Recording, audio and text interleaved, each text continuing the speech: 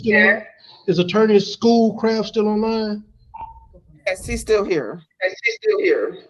His client would like to advise him of something. Okay. Judge, we find the defendant in this case, I believe, is a juvenile, so it won't be the jail anyways. That's fine. I'll put you in breakout room number 1, Attorney Schoolcraft, and then we'll proceed forward with the hearing for the juvenile. Clayton County Juvenile, if you could turn on your camera and please present Quintrell Nunley for his preliminary hearing. And Attorney Schoolcraft, I'm going to put you in breakout room number 1. That's fine, Judge. Thank you.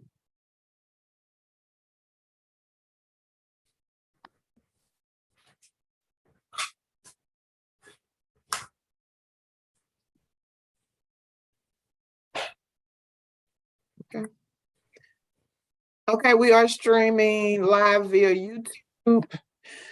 Again, my name is Judge Tamika West Bernard. I'm presiding over the preliminary hearing calendar for this morning. The next case we have on the calendar is the State of Georgia versus Quintrell Nunley. Defendant Nunley is appearing live via Clayton County Juvenile. And then we have the state who will be represented by Evan Hensinger, and the defendant, Mr. Nunley, will be represented by Attorney Chris Toes.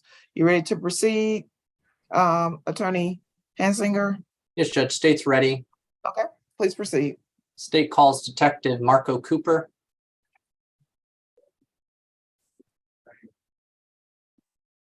Morning. Detective Cooper, can you raise your right hand? Do you swear or affirm testimony you give in this matter pending before the court is the truth, the whole truth, and nothing but the truth, so help you God? Yes, sir, I do. Okay, you can learn. Thank you. You can introduce yourself, spell your name for the record. Detective Marco Cooper, MARCOCOOPER, with the Clayton County Police Department.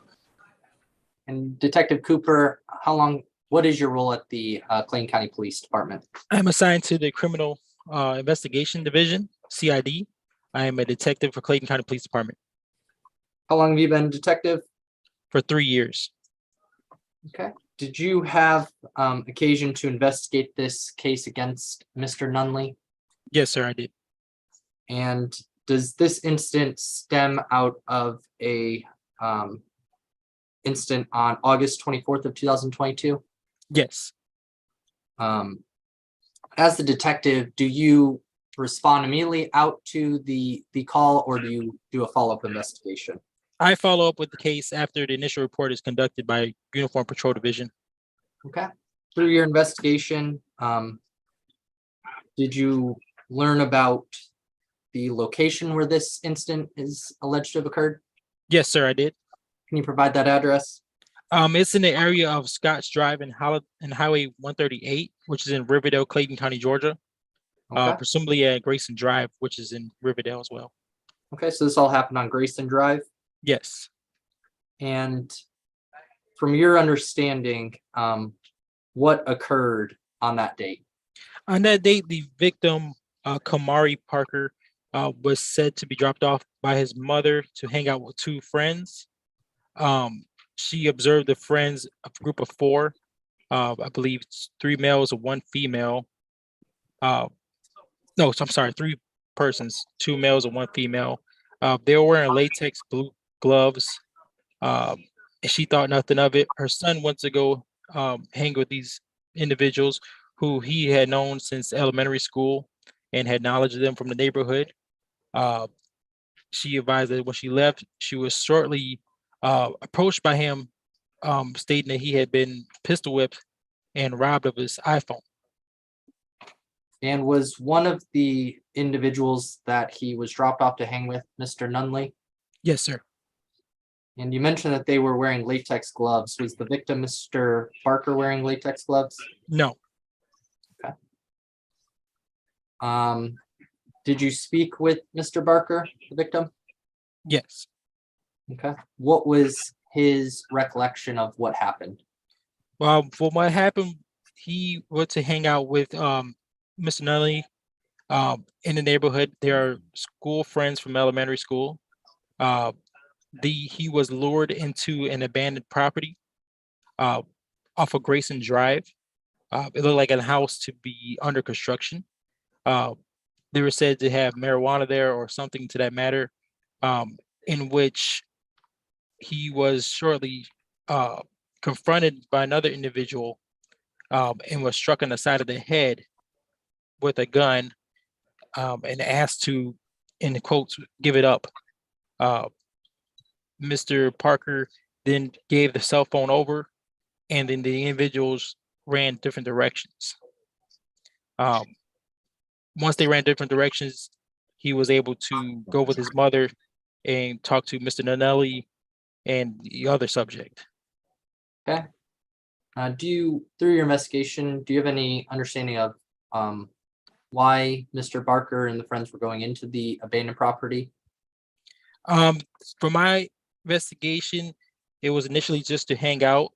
They go into different properties, I guess, to hang out, or I'm not entirely sure. Okay. And regarding the individual who pistol whipped Mr. Barker, was that one of the individuals he was hanging out with, or was that a separate individual? That was a separate individual, but believed to be in the area. They all have common knowledge of each other. Okay. Through your investigation, were you able to figure out who that separate individual was? Yes.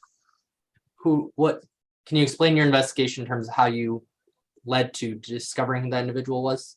Well, yes. So Nanelli spoke with the victim and the mother and stated that there was another individual that had actually pistol whipped him, which was named Marcus Clark, who stayed within walking distance of the incident location and Mr. Nanelli's house.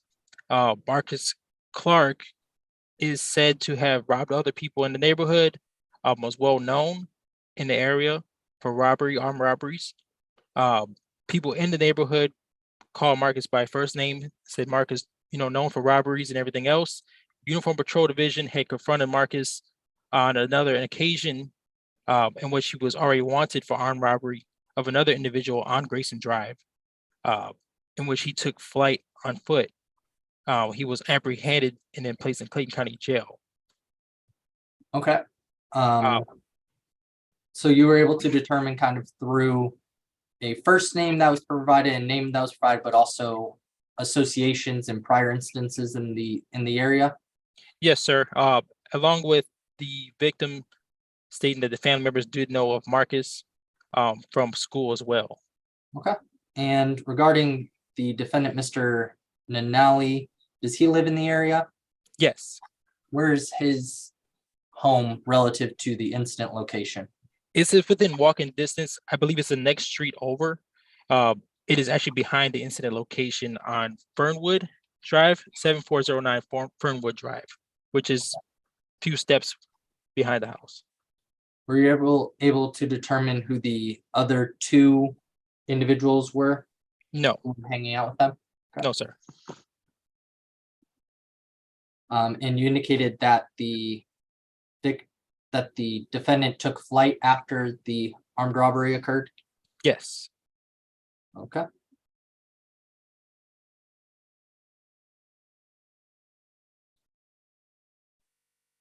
And in identifying Mr. Nanelli, how did you come across his name? Was that from the victim?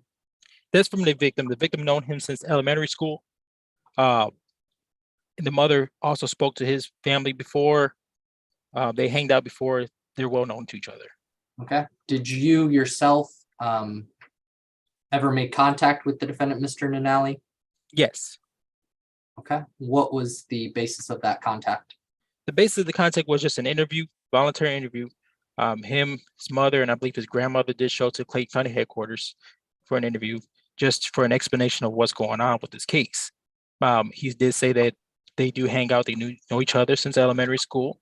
He did say he was wearing latex gloves a day because he was washing dishes or taking out the trash or something that matter. He said they go around to abandoned houses for exploration. He said that they were hanging out into this abandoned property. He was smoking marijuana, or they were smoking marijuana, I should say. And an unknown individual came from the backside of the house and punched the victim and stole a cell phone. He did say he did take flight as well, and then was later confronted by his parents and stated by the victim's parents and stated that he pretty much didn't have nothing to do with the robbery, that he was just there. Okay, and do you see the individual you determined was Mr. Nanali here present today? Yes. Can you identify him by an article of clothing and what his Zoom screen says? The Zoom screen says Clayton County Juvenile, and he's wearing a black sweater with a mask. Okay, let the record reflect that the officer has identified the defendant. And Detective Cooper, were you able to discover any further involvement of Mr. Nanali into the armed robbery other than his presence? Yes, the totality of circumstances of them wearing blue latex gloves, him knowing the other individual, the initial incident report of him saying that the other individual named Marcus, which shows that they both were at the location, had knowledge of the robbery, and the luring of the abandoned house does seem plausible. It is an abandoned property. From that view of the property, which I did go on a side, there are no doors at the time. You could see individuals walking from the street, and there's no electricity in the house. Okay, no further questions at this time, Judge. Okay, attorney, tell us your witness. Yes, thank you, Judge. Detective, you first started out by saying that the victim, his name is Kamari Parker, correct? Yes, sir. That Mr. Parker came to the residence of Mr. Nunnally to basically hang out because they were friends, correct?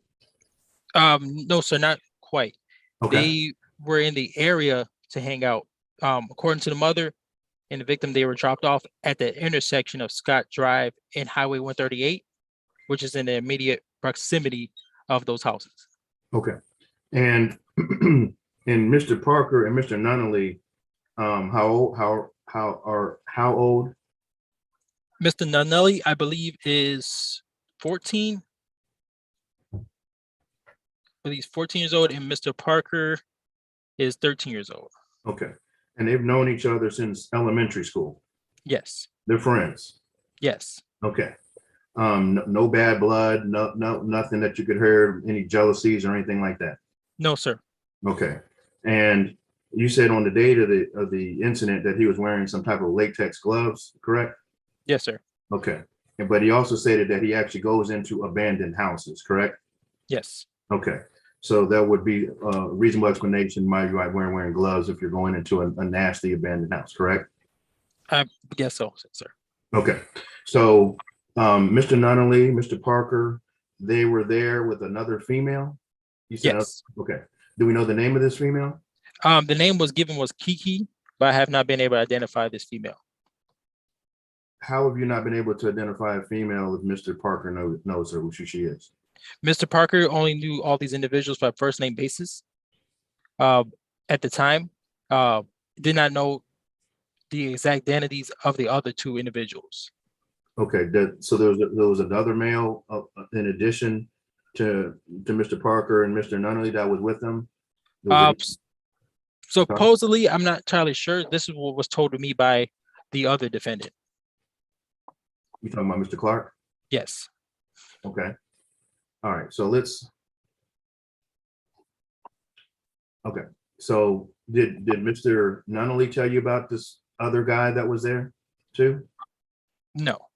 He never mentioned another individual? Not to my recollection.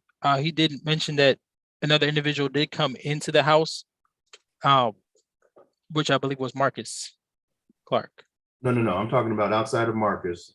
I'm talking about the crew that was supposed to hang together with the female, Mr. Parker, Mr. Nunnally. Was there another individual that was supposed to hang out with them, another male? I believe his name was Josh. They His said. name was Josh. Okay, so you do have a name. Yes. You have a last name. No. Have you ever interviewed this person? No. You don't know who he is?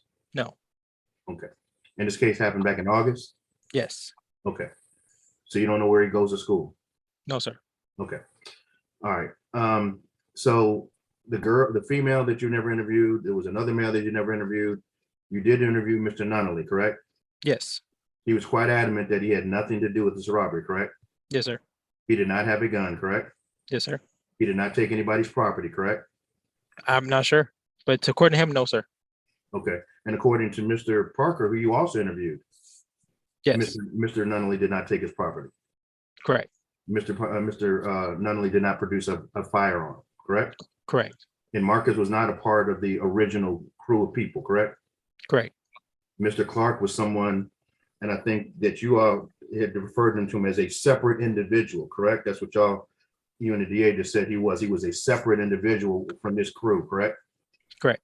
And this separate individual came to the home, pulled a gun on Mr. Parker, and robbed him his cell phone and left, correct?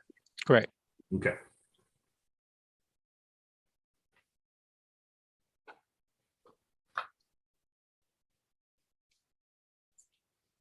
You said you interviewed Mr. Clark? Yes, sir, I did. Did he admit that he robbed the guy? No, Said he didn't know anything about it? he didn't know anything about this incident. He was in jail for another incident, but he didn't have any knowledge about this incident. And I think you described this other guy, this Mr. Clark, who is, how old is he? He is, 1 second, sir. Mr. Clark is 18 years old. 18 years old, known to have robbed other people in the area, correct? Yes, sir. Known for robberies, correct? Yes, sir. And was already wanted for another armed robbery, correct? Yes, sir. Okay, that had nothing to do with Mr. Nunnally, correct? I'm not entirely sure. But you have no evidence at this time to present to this court that Mr. Nunnally was involved in any prior robberies involving Mr. Clark, correct? Correct.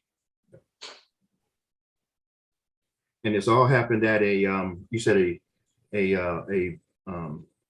or near an abandoned vacant house Yes, sir. where you could actually see through from the street people in the house? Yes. Okay. Were there any other witnesses did you try to see if there's any other witnesses in the area? I did canvass the area, but there was no witnesses to this incident. Okay.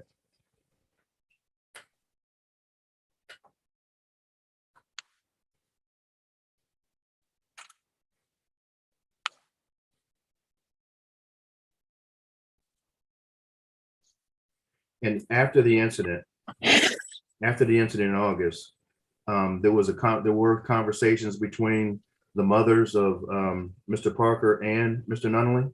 Yes, sir. Okay. And they all discussed what had and what had not occurred amongst themselves. Yes. When did you take out an arrest warrant for Mr. Nunnally? I took out the arrest warrant. I can check my notes real quick, sir.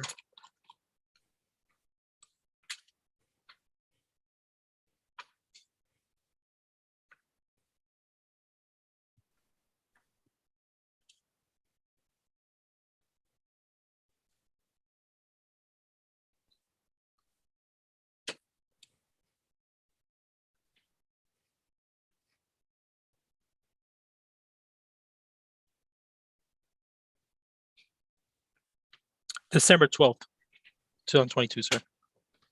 And what was the date of the incident? It's August 24th.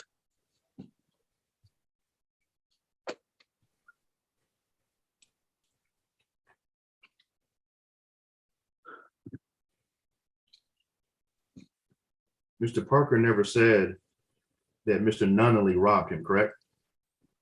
To my knowledge, yes, that's correct. That's all I have, Judge. Okay, State, do you have any redirect? Just briefly, Judge. Detective Cooper, did the victim or any other parties indicate how long they were inside of the abandoned property before Mr. Clark came out with a firearm and hit the victim? My understanding, it wasn't that long. It had to be under 30 minutes.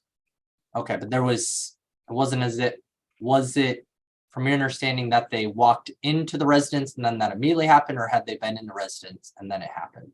It had, to my knowledge, they had walked into the residence and then it happened. Okay, so it's sort of an immediate thing. Yes. No further questions at this time. Okay, Go ahead. I do have one question for the detective. Detective, did the victim in the case, did you ask him what reason Mr. Nunley would have to rob him? Did that I come did- about? That did come about, ma'am. He could just explain that he believes that based on the circumstances that he was robbed by Nunnally because of he hasn't hanged out with Miss Nunnally in some time, which had been some years, and they had recently reconnected through Instagram. And he stated that since they reconnected, this was their first time hanging out together in person in a long time. And for these events to transpire, uh, having knowledge that he had the cell phone on him, knowledge that he did not live in the area no longer, he insisted that Miss Nunnally had set him up. Okay. Okay, Attorney Hanson, do you have any question in response to my question? No, Judge. Okay, Attorney Toles, you have any questions in response to my I question? did have one question to follow up on Mr. Hanziger's line of questioning about the time frame. Detective, you indicated at first that you said that the robbery happened within 30 minutes. In other words, they got there and within 30 minutes, that's when Mr. Clark showed up with the gun and robbed Mr. Nunnally. To my understanding. Yes. Sorry?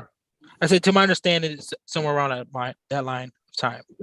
So 30 minutes isn't an immediate robbery, like you just stepped into the place and somebody showed up. 30 minutes is a pretty good amount of time, correct? That's true. Yes, sir. And nowhere did Mr. Parker say that Mr. Nunnally contacted Mr. Clark during that time or said that Mr. Clark was coming, correct? Right. Okay. All right, that's all I have, Judge. Okay, the state, do you have any other witnesses? State rests. Okay, Attorney Toles, do you have any witnesses? No, Judge. Okay, I believe we're ready for argument. Attorney Hansinger? State waives opening, Judge. Okay, Attorney Toles. Yes, Your Honor. Judge, my client is 14 years old. He's charged with very serious charges, and here there's no probable cause. There's no evidence to support that Mr. Nunnally was involved with the robbery of Mr. Parker. The evidence is clear, Judge, that my client reconnected with an old friend. There was a female, there was another male. For whatever reason, they haven't been interviewed. But what we do know is all these kids went over to this abandoned house, and it's probably quite obvious what they were going over there to smoke marijuana. Mr. Clark was not in the group. There's no evidence that my client even knows Mr. Clark, other than the fact that he's in the neighborhood. He's 4 years older than Mr. Nunnally. He wasn't invited to this, this reunion of friends. According to the officer, this robbery did not take place immediately, like they tried to paint it here in court, but actually there was up to a 30-minute gap of time from the time the individuals arrived at the location to the time that Mr. Clark showed up. This separate individual showed up with a gun, pistol whipped Mr. Parker, and all parties ran off. There's no evidence that my client said, give it up. There's no evidence that my client, went through his pockets. There's no evidence that my client pulled any type of weapon. There's no evidence that my client ran off with Mr. Clark. There's no evidence that my client, split the proceeds or anything. There's no evidence that even knows Mr. Clark. So to say that, well, because I hadn't seen you in a while and I got robbed, you must have had something to do with it. Judge, that's not evidence. That's not proof. That's nothing. That's nothing but speculation at best. I mean, rank speculation at best. The mothers, there's evidence the mothers talked this, and through it all, Judge, it took 4 months, almost 4 months for my client to be arrested.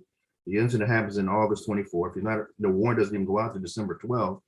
Where is the evidence that this detective stated in that 4 month long investigation? Where's the evidence that links Mr. Nunnally? Is there cell phone messages? Is there a confession? No. When he interviewed Mr. Nunnally, he told the truth. He said, yeah, I was there. I was there with Mr. Parker. Mr. Clark came out of nowhere and robbed my friend. We took off running. They got scared. There's just no evidence, Judge, here. And to hold my client in custody on this very, very weak level of evidence, when they clearly have Mr. Clark out there known to have done robberies, known for robbing people in the area, wanted for a separate armed robbery that has nothing to do with Mr. Parker, the court can only come to one conclusion, that Mr. Clark acts alone and he robs people. That's it. There's nothing to do with Mr. Nunnally. If there was, they've had 3 months, they would have came to court today with any evidence. So, Your Honor, I'm asking that my client be released. This is terrible that he's had to sit in jail this long on this type of evidence. And there's just no evidence of party to a crime. There's, to be a party, you have to aid somebody, he didn't. You have to participate, he didn't. You have to assist somebody, you didn't. You have to procure. You can't just say, well, gee, you lured me. You can use, fancy language like he lured. No, nobody was lured to the place, Judge. Everybody voluntarily went to that place because they were going to smoke marijuana, they were going to hang out. Nobody was lured there. Now, the fact that Mr. Clark showed up unannounced and robbed him, that's unfortunate. But again, no proof that Mr. Nunnally had anything to do with it. So I'm asking you to dismiss this warrant so this young man can be released. Okay. The state? Yes, Judge. So Mr. Nunnally is charged with armed robbery and aggravated assault. Based on the evidence, it would be as a party to this crime. Certainly the state, through Detective Cooper, and it's clearly our position that Defendant Nunnally was not the individual who actually, struck the victim or stole anything from the victim. We're in no way implying that. But what is clear based on the evidence is that this was a setup that Mr. Nunnally took part in. Regarding his having latex gloves, it's something that you would see frequently in terms of if you're going to be doing a crime that you may wear some latex gloves in order to conceal some evidence. Mr. Nunnally, when he spoke to officers, indicated that he had those latex gloves on because he was cleaning things, but certainly there was not things that were being cleaned when they were going inside of this abandoned property, presumably to probably smoke some marijuana, as Attorney Tolles indicated, and as the detective indicated why they were going into that property.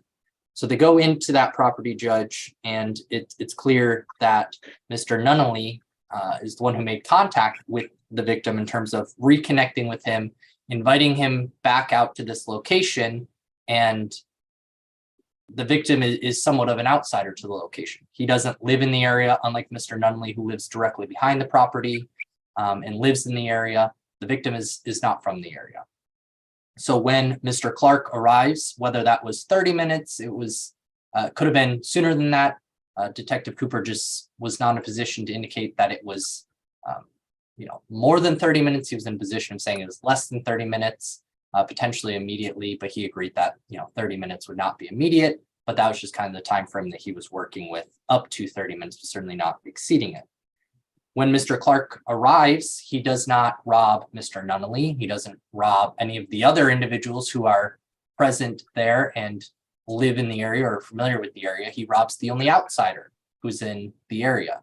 And the outsider that was brought to that area and brought to that specific location, which is known to Mr. Clark by Mr. Nunnally. So Mr. Nunnally is the one bringing the victim into this situation and putting him in the position that when Mr. Clark arrives, he is set up to be robbed, and Mr. Nunnally and everybody else can scatter at that point.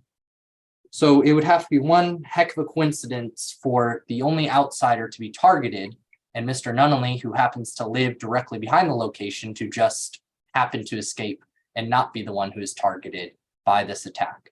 And based on the fact that he has those gloves, he's the one bringing the outsider into the area, which he knows, Mr. Clark to be committing armed robberies in.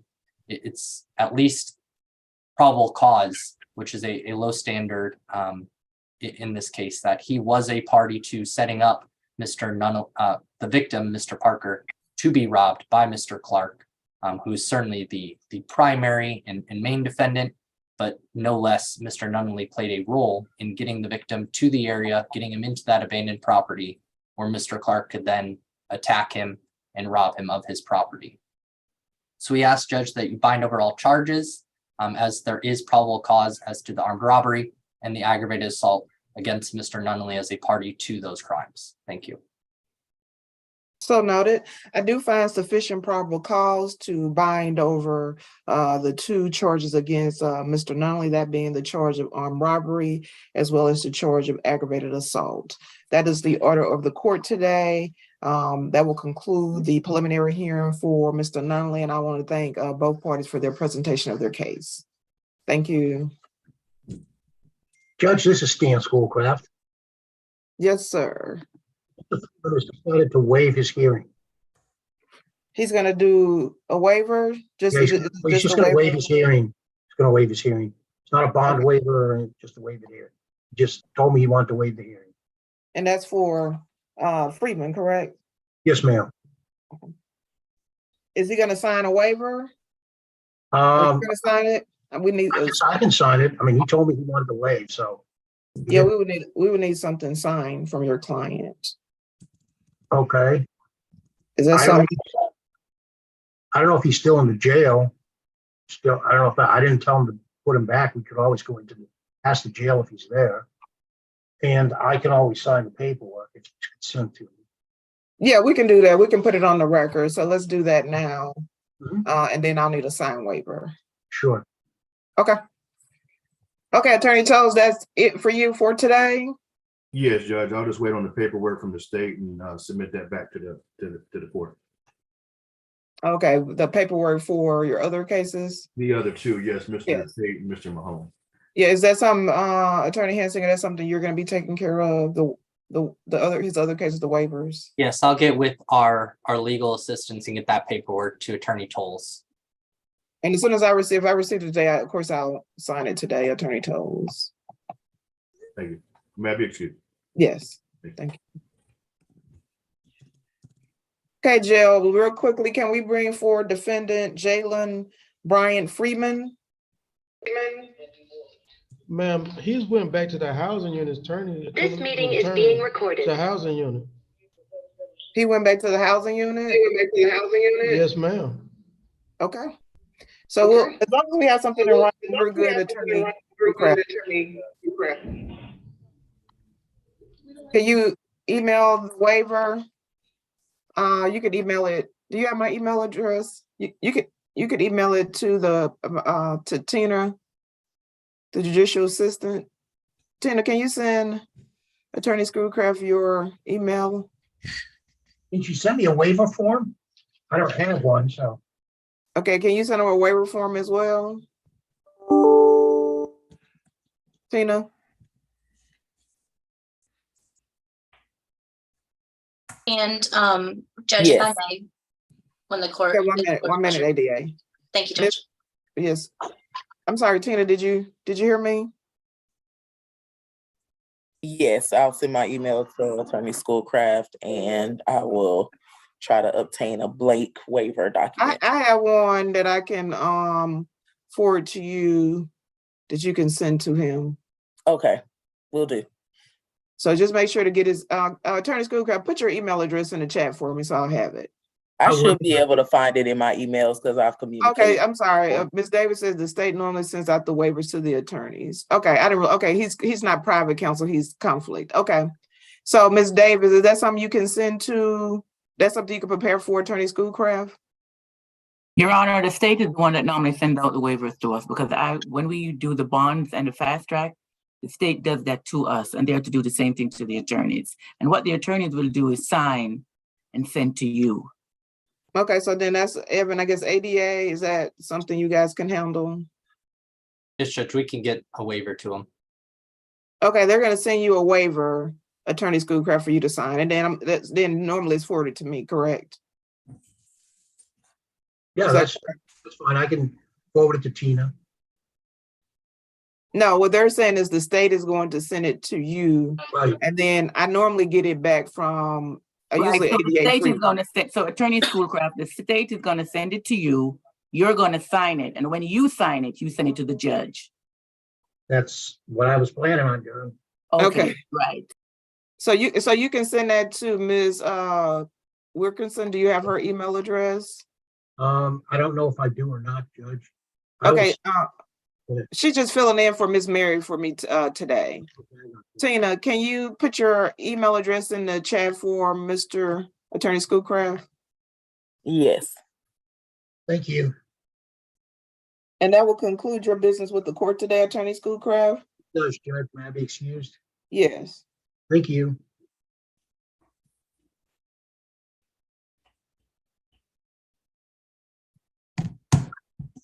Okay, apparently there's another juvenile by the name of Hernandez. Okay, we're gonna, yes, sir, we're gonna, I believe we promised Mr. Holliday we would do his case next, and then we'll do the next juvenile.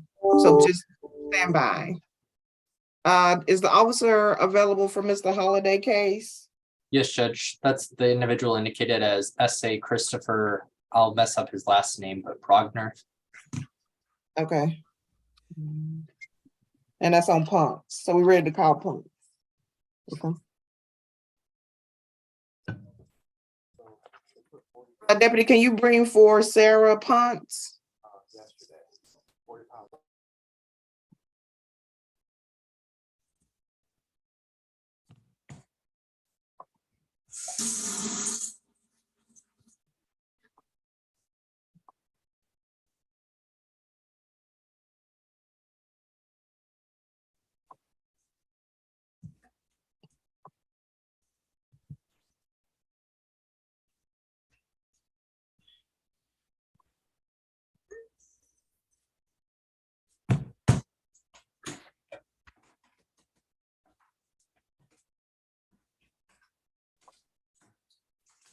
Okay. I'm officially calling the state. Let's make sure I'm recording here. I'm officially calling the state of Georgia versus Sarah Punt for warrant number 2022 CW 55328 for ecstasy trafficking in violation of violation of the Georgia Controlled Substance Act. I have a second warrant number of 2022 CW 55329. Also violation of Georgia Controlled Substance Act for possession of Schedule 1 controlled substance. Those are the two charges pending against you, Ms. Pons, and this is your preliminary hearing. The state is represented by Attorney Evan Hansinger, and you're represented by Attorney Donald Holliday. Is that correct, Attorney That's Holliday? correct, Your Honor. Yes, correct. And Danielle. I'm sorry. And your client is appearing via Zoom at the Clayton County Jail. Is that correct? Yes, Your Honor. Yes. Okay, state, you're ready? Yes, Judge. Okay, please proceed forward. State calls Special Agent Christopher Progner. Sorry, I apologize if I messed up your last name. That's fine. It's actually Frogner. It's just the P's not there. It's invisible. It's just Okay. Frogner. Can you raise your right hand, Special Agent Frogner? Do you swear or affirm that the testimony you'll give in this matter pending before the court is truth, the whole truth, and nothing but the truth, so help you God? I do. You can lower your hand. Can you introduce yourself to the court? I'm Special Agent Chris Frogner. I currently work for the Georgia Bureau of Investigations as a narcotics agent. And Agent Frogner, were you working in your undercover capacity on March 29th of 2022? I was. And what was kind of the purpose of your investigation at that time? So I've been working a narcotics investigation where a subject in Georgia State Prison was brokering deals for methamphetamine. Basically, prior to this particular day, I'd been speaking with this person that's in prison, and I've been purchasing methamphetamine from various suspects in the metro Atlanta area. On March 29th, I was provided the address of Upper Riverdale Road. It's a little food mart inside Clayton County. It's 188 Upper Riverdale Road, Jonesboro, Clayton County. And I was told to, my intent was to purchase a half kilo or 500 grams of methamphetamine for $2,600. And I was sent to 188 Upper Riverdale Road, where I was told I would be met by a older lady who I was told her name was Ma, is what they went by. So I proceeded, me and my cover team proceeded to that address at 188 Upper Riverdale Road. When I get there, I was met by an older Hispanic lady who I later identified as Sarah Ponce. She ushered me inside the store. The store was locked behind me. We went into a back room of the store. She retrieved a large gallon-sized Ziploc bag of containing methamphetamine, weighed out half the contents of that bag, which was 500 grams. She weighed it out in front of me, and I was able to see the scale showing 500 grams. I purchased that from her, gave her $2,550 for that 500 grams of methamphetamine. She actually weighed out the additional methamphetamine that was still left in the bag, and it was also 500 grams of methamphetamine.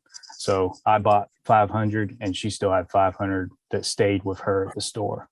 Left the store, met with my cover team. We did a presumptive test on the methamphetamine, which did return as meth. And that was the extent of the operation on that particular day. Okay, let me break that down a little bit, Agent Frogner.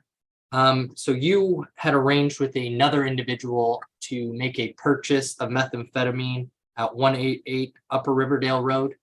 Yes, sir. Okay, and it was it's to your knowledge that's within Clayton County? Yes. And when you arrived at that location, you made contact with an individual you identified as Sarah Ponce? Correct. Do you see that individual you made contact with present here today?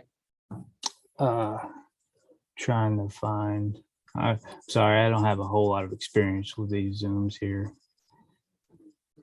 In the video for Clayton County Jail, the female that's in that screen right there.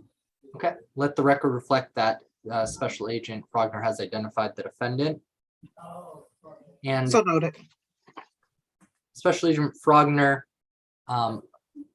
once you went inside of the store, you indicated that the defendant weighed out 500 grams worth of methamphetamine. Yes, sir. And you then handed her over the agreed upon money. Correct. Yes, sir. And you also saw that she had an additional 500 grams on her person. Yes, sir. And you indicated that you had a presumptive test when you went back out to your cover team. What can you explain kind of what that is or what that shows? So it's a little plastic bag where you put a small sample of what we purchased into that baggie, and you break 3 glass vials that when all that mixes together, if it is it detects it as methamphetamine, it comes up with a color purple, which it did in this case. Okay. And at that time, did the cover team or somebody go into the location and arrest the defendant? No, sir.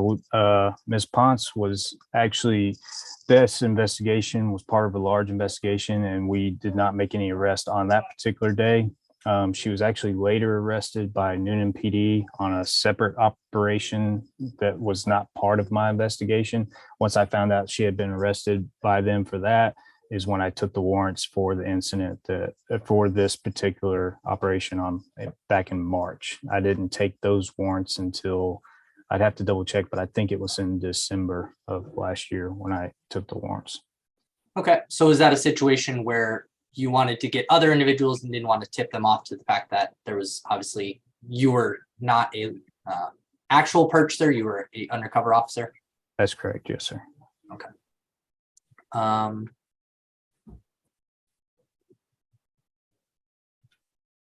No further questions at this time, Judge. Okay, Attorney Holiday, your witness. Thank you, Your Honor. Officer Frogner, just to go back and to some of your testimony, you mentioned that you first became aware of this situation due to an investigation with some operation going on within the Georgia State prison system. Is that correct? So it was all part of, so basically a subject within Georgia Department of Corrections was brokering deals. An inmate was brokering methamphetamine deals, and I was being sent to different locations by him to purchase methamphetamine. So how did Sarah Ponce's name get involved with this? I was sent to the food mart that she was working at to purchase methamphetamine from her. Okay. Had you ever had any encounters with the alleged suspect, Ms. Ponce, before? I had not, no, sir. So did you have any idea what she looked like? Do you have a Prior, description of her? prior to that particular day, no, sir. We were able to find out who she was through further investigations following that particular purchase. Did anyone give you a description of Ms. Ponce, of the alleged suspect? The prison broker told me it would be an older Hispanic lady, kind of heavy set, that I would make contact with. Did he say approximately what the age was for this particular individual? No, sir. Okay.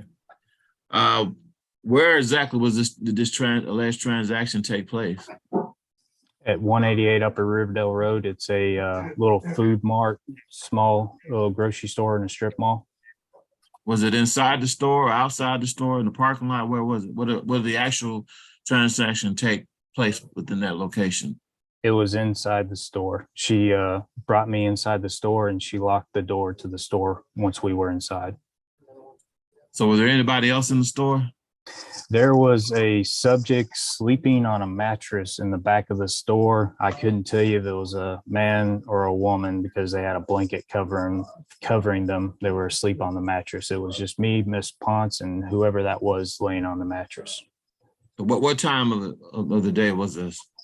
I'd have to double check. I think it was around 3:30 p.m. when I was there. Broad daylight. So there was nobody else in the store when you came in other than this individual laying on the floor. Correct. The power was actually out to the store. I don't know if it was what the reason was, but there was no power on in the store. I was actually having used the flashlight on my cell phone.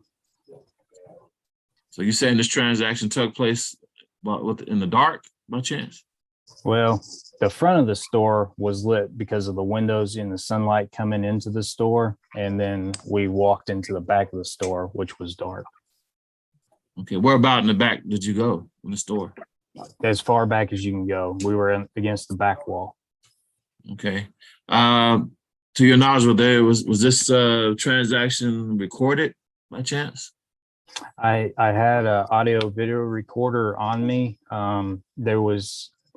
I do not believe it actually captured everything because the metal building we were inside caused issues with the transmitter of my recording device.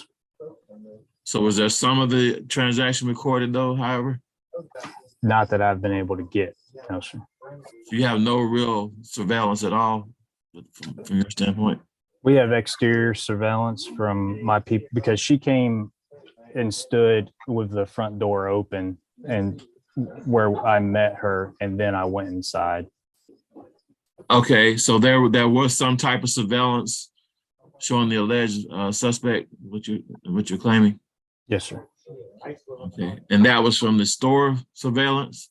No, sir. It would have been officers that were part of my cover team. Okay, and is that surveillance? Do you still have that surveillance? I'd have to check. So that this was kind of a joint operations between GBI and DEA HIDA. So DEA HIDA was the cover team, and I haven't checked with them actually to see if they still have that surveillance or anything. Okay, so how did you know that this individual was Sarah Ponce? Through our investigation, we obtained, we found out through other sources that it could possibly be Sarah Ponce. I observed a picture of Miss Ponce and noted that it was the same individual that I purchased the methamphetamine from. Or could there have been other potential suspects that could have fit the description of Sarah Ponce? I mean, I was face to face with Miss Ponce, and she looked exactly like the picture of Sarah Ponce. So I believe it to be Sarah Ponce. Did she identify herself as Sarah Ponce to you? No, sir.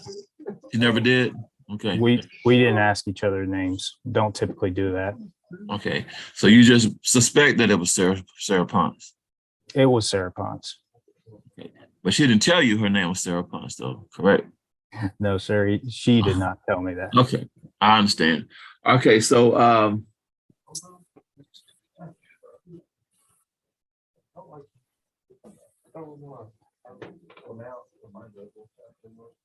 So you said this incident took place back in March of last year? Yes, yes, sir. But it was until, looks like my records show, like November for a warrant was taken out. Correct. And again, could you explain why it took 8 months almost for this warrant to go into effect? Because she was just a part of the large investigation that we were working involving the person that was in prison and the different places that he was sending me to purchase methamphetamine. And so whenever we work a larger narcotics investigation like that, we don't immediately arrest people, because then that gives them the information that we're looking at them and working a narcotics investigation. So all this took place based on someone in prison that happened to give you Ms. Ponce's name? She gave me an address.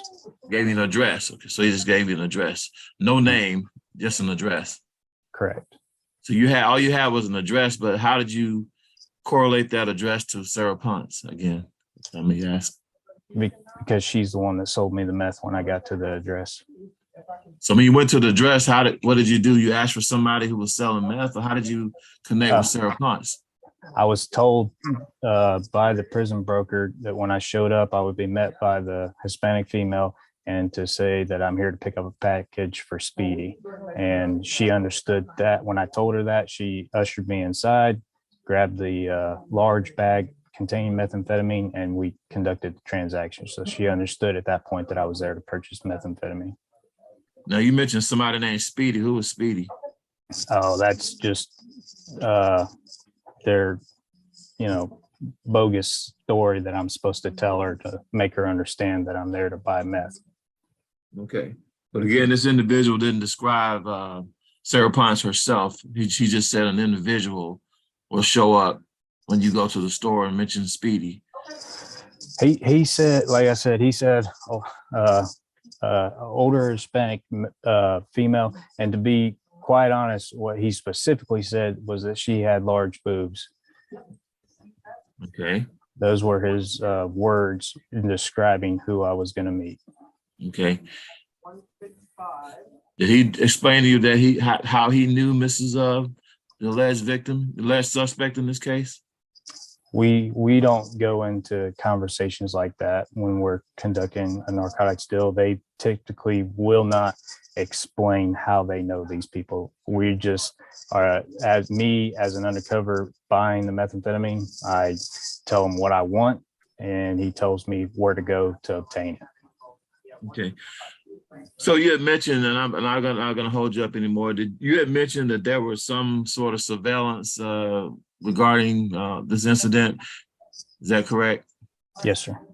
Have you had a chance to review that surveillance? No. You have not? No. Okay. Sir. All right. So would that be something that would be obtained that you would provide to the state at some point? I would have to find it. Okay. So it is available, correct? Like I said, I have not looked for it. I haven't had the need to try to find it to see that it does exist. It's just, what I'm saying is that typically whenever we do these narcotics transactions, the cover team is taking pictures and recording the incident, but I haven't actually looked to see if that took place on this particular deal. Well, just one other question. Is there any reason why that particular procedure would not have taken place in this particular transaction? I don't know. Happens? Okay. But it normally happens where there's recordings and pictures, but you're saying it may not have happened in this particular case? I'm saying that I don't know because I haven't looked for it. Okay. But that doesn't mean it's not available. Is that correct? That's correct. Okay. I think that's all the questions I have. Okay, does the state have any redirect for the witness? One or two questions real quick, Judge. Yes.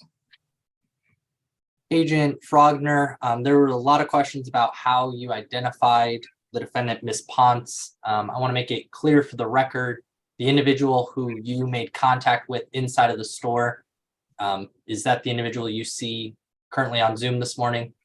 Yes, sir. And the $500 that you purchased the 500 grams, I'm sorry, in methamphetamine that you purchased and took with you, did you then submit that to your counterparts at the crime lab? Yes, sir. Okay. No further questions at this time, Judge. Okay, do you have any other, state has any other witnesses? State rests. Okay, Attorney Holliday, do you have any witnesses for the defense? No, I don't, Your Honor. Okay, we're ready for argument. The state? State waives opening. Okay, Attorney Holliday. Your Honor, I would just defer to the court regarding the evidence presented. I would say, Your Honor, there's, other than the officer's testimony, there may or may not be any even surveillance to corroborate the story or photos. And based on that, Your Honor, we would ask that the court would consider that there is just not sufficient evidence to indicate that Ms. Ponce was actually involved with this transaction. Okay. The state? Yes, Judge. This is a fairly straightforward case. Again, we're only at the probable cause aspect of this hearing. There's certainly probable cause through Agent Frogner that he went to a location that he was provided, made contact with Ms. Ponce, who he has identified as the person he made face-to-face contact with. He then purchased a quantity of methamphetamine, which he took with him and has been submitted to the Georgia Bureau of Investigations Crime Lab for their analysis. Based on the preliminary results of him seeing that it was 500 grams on the scale when she weighed it, certainly that's over the 28 grams that is necessary for the trafficking charge, and the field testing provides enough probable cause as to whether or not that substance was indeed methamphetamine, combined with the fact that he was there to purchase methamphetamine. There could be a presumption that, at least for a probable cause standpoint, that was in fact methamphetamine that she possessed, and it was over the quantity for trafficking. So we ask that you bind over both charges, as there is sufficient probable cause at this point, Judge. Thank you. Thank you. Based upon the evidence presented to the court today, I do find sufficient probable cause to bind over both charges to Superior Court of Clayton County, specifically for the charge of first charge of violating Georgia Controlled Substance Act trafficking, and then the second charge of possession of Schedule I controlled substance. That is the order of the court today, and that will conclude the preliminary hearing for Sarah Ponce.